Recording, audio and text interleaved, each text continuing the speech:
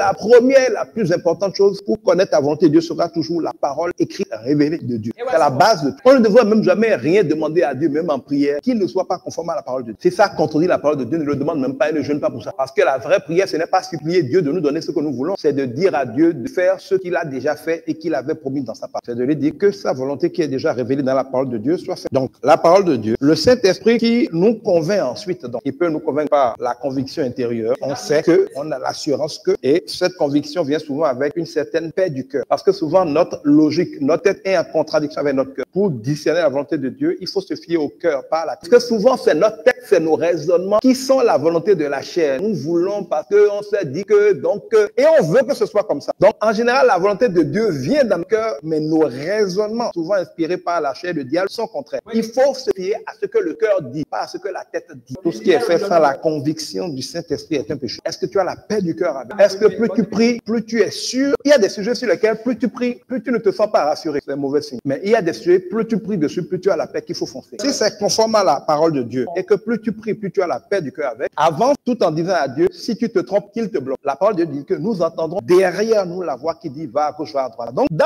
la foi, il y a toujours une dimension de, même quand on pense être sûr, il y a toujours un petit doute qui est naturel. Parce que s'il n'y a pas de doute, c'est plus la foi. Ce serait des évidences. Donc, comme nous sommes censés marcher par la foi, nous marchons toujours avec une petite zone de doute. La seule manière de la lever, c'est d'avancer en guettant le signe du Saint-Esprit en lui disant, si je me trompe, bloque. Et ça, c'est biblique. Ce n'est pas un péché. Personne ne connaît ou n'est sûr de Dieu à 100%, puisque Paul nous dit que nous cherchons tous Dieu comme à tâtons. C'est comme un aveugle qui touche les choses et selon là où sa main bloque, il s'ajuste. Donc, c'est clair dans la parole de Dieu qu'on cherche la volonté de Dieu comme à tâtons. Donc, parfois, on est obligé, sur la base de ce qu'on sent, si on a fait ces contrôles-là, d'avancer tout en disant, si je me trompe, Seigneur, arrête. Et c'est là où le psaume 23 dit que sa houlette nous dirige. La houlette, c'est ce qui permet au berger, si le mouton se perd, de le prendre par le cou et de le ramener. Donc, faites confiance à la houlette du bon berger. Et comme Dieu est le maître des temps et des circonstances, si nous sommes sur le bon chemin, il fera en sorte que les temps, les circonstances s'alignent pour faciliter la progression. Si nous sommes en train de faire ce qu'il veut, quand il veut, comme il veut, il verra ce que la provision, les ressources humaines qu'il faut, les connexions qu'il faut, tout va s'aligner pour le permettre quand c'est le temps de Dieu et qu'on le lui demande.